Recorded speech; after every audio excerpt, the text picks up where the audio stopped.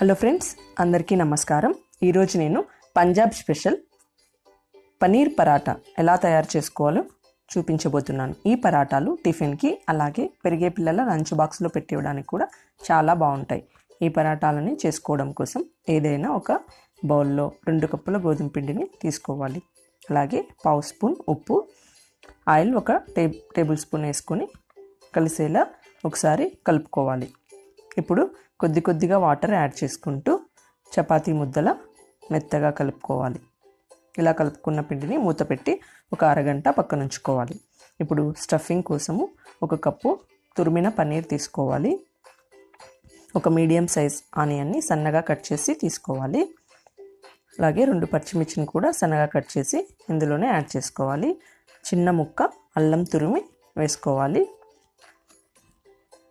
ఇప్పుడు garam masala 1/2 spoon, 1 teaspoon జీలకర్ర పొడి, 1 టీ స్పూను ఆమ్చూర్ పౌడరు, రుచికి సరిపడా ఉప్పు యాడ్ చేసుకోవాలి.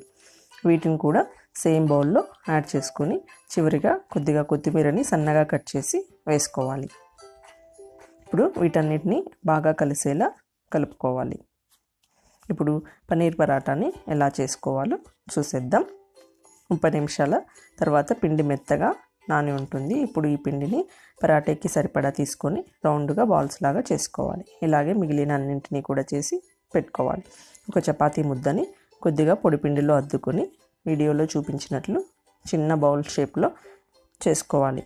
ఇలా 2 చేతులతో బౌల్ షేప్ వచ్చేటట్టు చేసుకొని ఇప్పుడు అందులో 2 టేబుల్ స్పూన్ల పనీర్ల మిశ్రమం పెట్టి అంచుల్ని ఒకవైపు నుంచి ప్రెస్ చేసుకుంటూ మెల్లగా క్లోజ్ చేస్తూ గట్టిగా సీల్ చేసుకోవాలి. ఇలా వీడియోలో చూపించినట్టు చేసుకోండి. ఇప్పుడు ఈ ముద్దని గట్టిగా కాకుండా చేతి వేళ్ళతో కొద్దిగా ప్రెస్ చేసుకొని తర్వాత చపాతీ కర్రతో ఒత్తుకుంటూ ఈవెన్గా స్ప్రెడ్ చేసుకోవాలి. అవసరమైతే మధ్య మధ్యలో పొడిపిండి చల్లుకుంటూ ఒత్తుకోవాలి. ఇలా చేసుకున్న పరాటాని వేడిగా ఉన్న పెనంపై నిదానంగా వేసుకొని కాలనివ్వాలి. ఒకవైపు కొద్దిగా కాలిన తర్వాత తిప్పుకొని నెయ్యిని అప్లై చేసుకోవాలి. ఇలాగే 2 వైపులా నెయ్యిని అప్లై చేసుకుంటూ మంచి కలర్ వచ్చేలాగా కాల్చుకోవాలి. ఇలా బాగా కాలడం కోసం ఒత్తుకుంటూ 2 వైపులా కాల్చుకోవాలి. ఇది మంచి కలర్ వచ్చిన తర్వాత ప్లేట్లో తీసుకోవాలి.